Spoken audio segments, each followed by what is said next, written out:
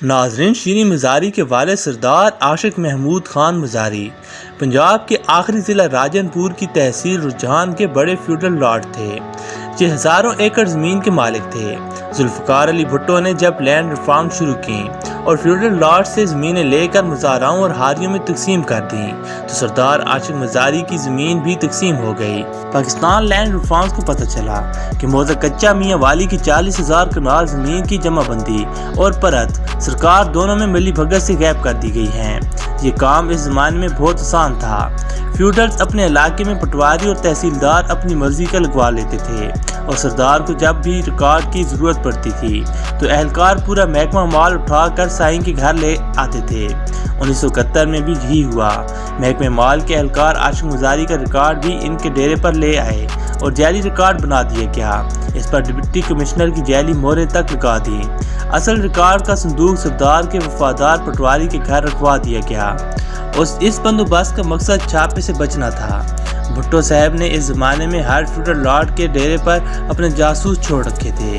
جاسوس کو جوں ہی گڑبڑ کی بھنک پڑتی تھی، پولیس اگلے دن چھاپا مار کر اصل ریکارڈ حاصل کر لیتی تھی۔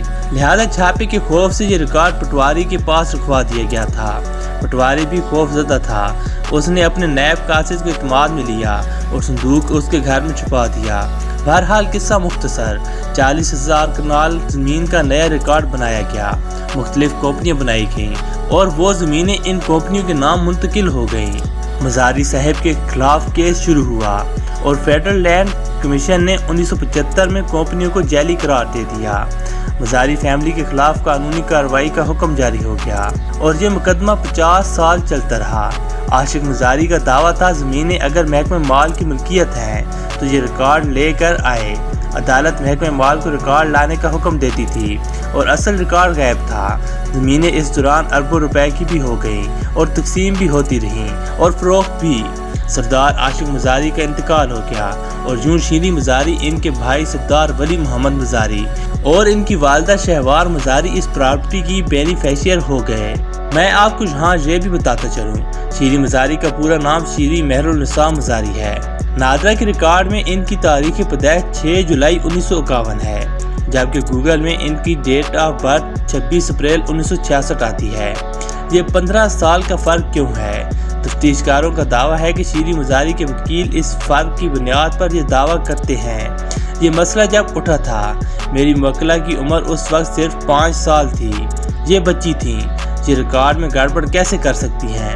لیکن یہ دعویٰ غلط ہے کیونکہ شیریں مزاری کی عمر اس وقت 20 سال تھی اور یہ عاقل اور بالغ بھی تھیں، لہٰذا کمپنیاں بنانے اور زمینوں کی منتقلی میں ان کی رضامندی بھی شامل تھی۔ قصہ مزید مختصر، یہ ایشو فیڈرل لینڈ کمیشن اور عدالتوں سے ہوتا ہوا اینٹی کرپشن پنجاب پہنچ گیا۔ ہم کہانی کو مزید آگے بڑھاتے ہیں۔ مزاری فیملی کے خلاف تفتیش شروع ہوئی اور یہ چلتی رہی۔ اس دوران ریکارڈ غائب کرنے والا پٹواری ریٹائر ہوا اور فوت ہو گیا۔ وہ نیب قاصد جس کے گھر میں اصل ریکارڈ کا صندوق تھا، وہ بھی دنیا سے رخصت ہو گیا۔ لیکن کیس عدالتوں اور اینٹی کرپشن ڈپارٹمنٹ کے درمیان کبھی ادھر ہو جاتا تھا اور کبھی ادھر۔ شیریں مزاری 2008 میں سیاست میں آ گئیں۔ 2018 میں پی ٹی آئی کی حکومت آئی تو شہزاد اکبر کیس میں ان کی سپورٹ کرنے لگے۔ ڈی جی اینٹی کرپشن گوہر نفیس شہزاد اکبر کے دست راست تھے، لہذا رجحان کی زمینوں کی تفتیش الماریوں میں بند کر دی گئی۔ لیکن آپ بدقسمتی دیکھیے، شہزاد اکبر کے بعد گوہر نفیس تبدیل ہو گئے اور ان کی جگہ رائے منظور جیسا دبنگ آفیسر آ گیا۔ یہ شخص ایماندار بھی ہے اور بے خوف بھی۔ اس کے پروفائل میں درجنوں ہائی پروفائل کیس موجود ہیں۔ بیوروکریسی میں رائے منظور کو عزت کی نگاہوں سے دیکھا جاتا ہے۔ یہ مار کھا کر بھی پیچھے نہیں ہٹتا، لہذا ہر حکومت اس کے خلاف ہو جاتی ہے۔ بہرحال رائے منظور نے چارج سنبھالا تو وزیر اعلیٰ عثمان بزدار نے انہیں بلا کر شیریں مزاری کی سفارش کی، لیکن یہ سفارش الٹی پڑ گئی۔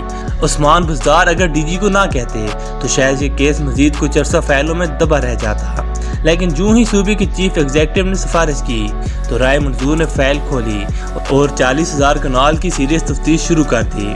آپ رائے منظور کا کمال دیکھیے، یہ 50 سال بعد ریکارڈ کے اصل صندوق تک پہنچ گیا۔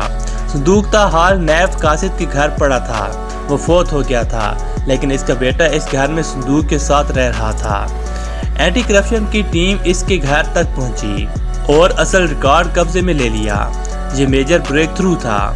رائے منظور نے ملزمان کے خلاف FIR درج کرنے کا حکم دے دیا۔ یہ خبر چیف منسٹر ہاؤس پہنچی اور عثمان بزدار نے DG کو طلب کر لیا۔ یہ بیمار تھے۔ حالت بیماری میں CM آفس پہنچے۔ وزیر اعلیٰ نے انہیں FIR سے روک دیا، لیکن ان کا جواب تھا سر آپ میرا تبادلہ کر دیں، مگر میں FIR سے پیچھے نہیں ہٹ سکتا۔ CM نے رائے منظور کے تبادلے کا حکم دے دیا، مگر عدم اعتماد کی وجہ سے حالات بدل گئے اور یہ تبادلہ نہ ہو سکا۔